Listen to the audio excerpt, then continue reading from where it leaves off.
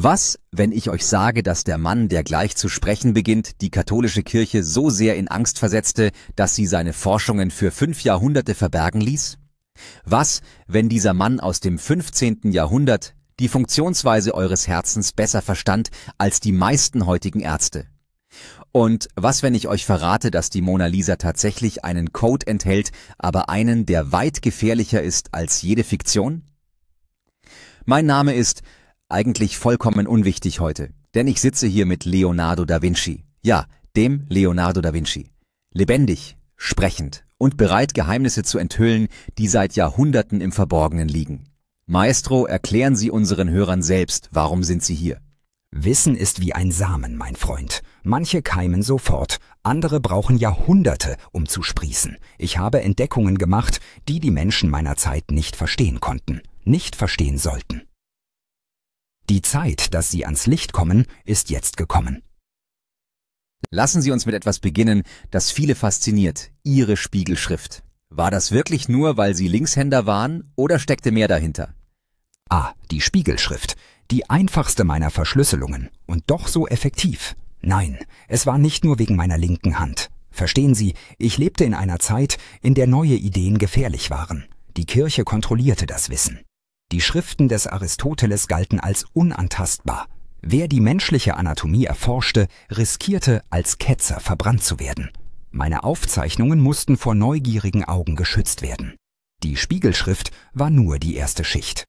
Darunter verbarg ich ein System aus Symbolen, Anspielungen und getarnten Zeichnungen. Wer nur den Text liest, sieht nicht das vollständige Bild. Sie sprechen von Ihrer anatomischen Forschung. Sie haben über 30 menschliche Körper seziert, zu einer Zeit, als dies strengstens verboten war. Wie konnten Sie das vor der Kirche verbergen? Mit Vorsicht, Verschwiegenheit und mächtigen Verbündeten. Ich arbeitete oft nachts im Hospital Santa Maria Nuova in Florenz. Die Mönche dort verstanden den Wert der Wissenschaft und teilten meine Neugier. Meine detaillierten anatomischen Zeichnungen tarnte ich als Kunststudien. Wussten Sie, dass ich der Erste war, der die Verkalkung von Arterien beschrieb? An einem 100-jährigen Mann, dessen friedliches Sterben ich miterlebte. Ich öffnete seinen Körper, um zu verstehen, warum das Leben ihn verlassen hatte. Was ich fand, war eine Verhärtung der Gefäße, die das Blut zum Herzen trugen. Ich erkannte den Mechanismus des Herzens als Pumpe. Eine Erkenntnis, die erst 400 Jahre später offiziell anerkannt wurde. 400 Jahre, eine erschreckend lange Zeit. Was war Ihre gefährlichste Entdeckung, die Sie verbergen mussten? Die gefährlichste? Vermutlich mein Verständnis der Flugphysik. Nicht die Flügel und Gleiter, die jeder kennt. Nein, ich spreche vom Prinzip der Rotation. Ich entwickelte eine Maschine mit verstellbaren, rotierenden Flügeln. Sie würden es heute einen Helikopter nennen. Aber die wahre Gefahr lag in der militärischen Anwendung. Lorenzo de' Medici, mein Gönner, erkannte sofort das Potenzial als Waffe. Eine fliegende Maschine, die Geschosse abwerfen könnte. Ich zerstörte die detaillierten Pläne und behielt nur vage Skizzen. Faszinierend. Es gibt Gerüchte, dass der amerikanische Geheimdienst CIA in den 1950er Jahren ihre Entwürfe nachbaute und tatsächlich zum Fliegen brachte. Die Menschen unterschätzen oft, wie präzise meine Berechnungen waren. Ich verstand die Prinzipien der Aerodynamik durch das Studium von Vögeln. Nicht nur ihr Flügelschlag, sondern die subtilen Anpassungen der Federn, die Luftströmungen um ihre Körper. Jede meiner Erfindungen basierte auf tiefem Naturverständnis. Deshalb funktionieren sie auch in ihrer Zeit noch. Sprechen wir über die Mona Lisa. Dieses Gemälde ist von unzähligen Mysterien umgeben. In den letzten Jahren wurden angeblich winzige Buchstaben in den Augen der Mona Lisa entdeckt. Ein S im linken, ein L im rechten Auge. Was verbirgt sich wirklich in ihrem berühmtesten Werk? Ach, die Lisa, meine geliebte Lisa. Sie sehen, was Sie sehen wollen. Darin liegt die Magie. Ja, ich habe Zeichen verborgen. Nicht nur in den Augen. Die gesamte Landschaft ist ein Code. Die Brücke im Hintergrund? Sie existierte nie. Sie markiert einen Ort. Der gewundene Fluss? Eine Route. Die Berge entsprechen exakten geografischen Formationen, nur nicht in der Anordnung, in der ich sie gemalt habe. Zusammen bilden diese Elemente eine Karte. Zu was? Das ist die eigentliche Frage. Eine Karte? Wozu? Zu wissen, dass zu gefährlich war, um aufgeschrieben zu werden. Ich gehörte einer Bruderschaft an. Sie kennen sie vielleicht als Prieuré de Sion. Wir bewahrten Geheimnisse, die die Grundfesten der Kirche erschüttert hätten.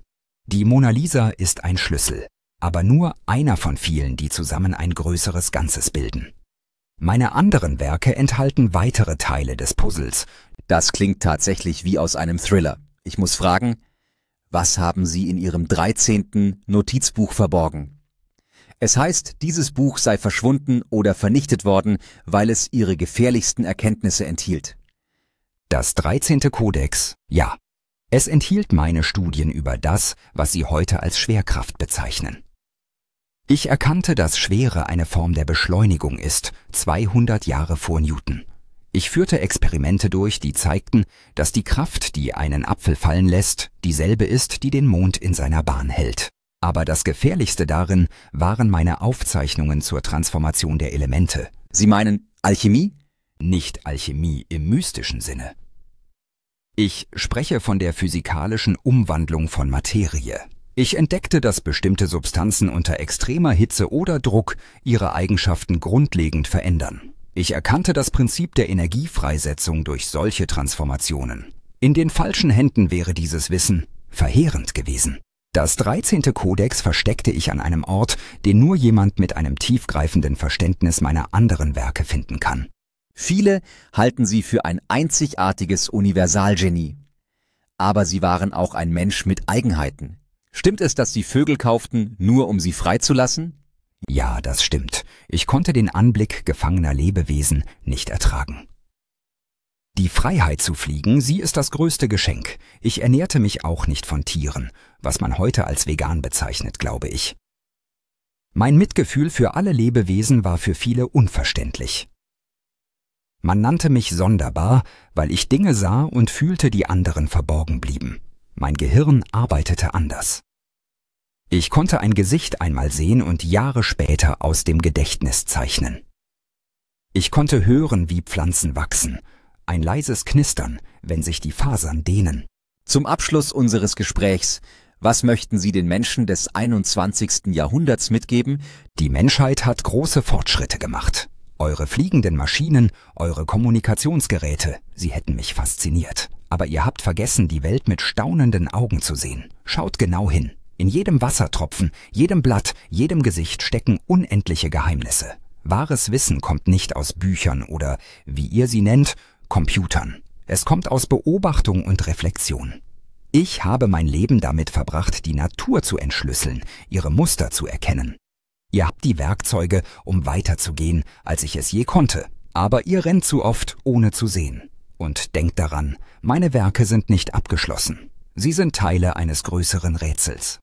Die Mona Lisa lächelt, weil sie ein Geheimnis hütet. Eines, das darauf wartet, von jenen entdeckt zu werden, die wirklich sehen können. Leonardo da Vinci, ein Mann, dessen Genius selbst 500 Jahre später noch Rätsel aufgibt. Eines seiner Notizbücher endet mit den Worten: Ich werde weiterleben. Vielleicht hat er mehr damit gemeint, als wir je verstanden haben. Für den Mythenforscher-Podcast. Ich verabschiede mich mit einer Frage zum Nachdenken. Was würde Leonardo heute erfinden, wenn er unter uns lebte?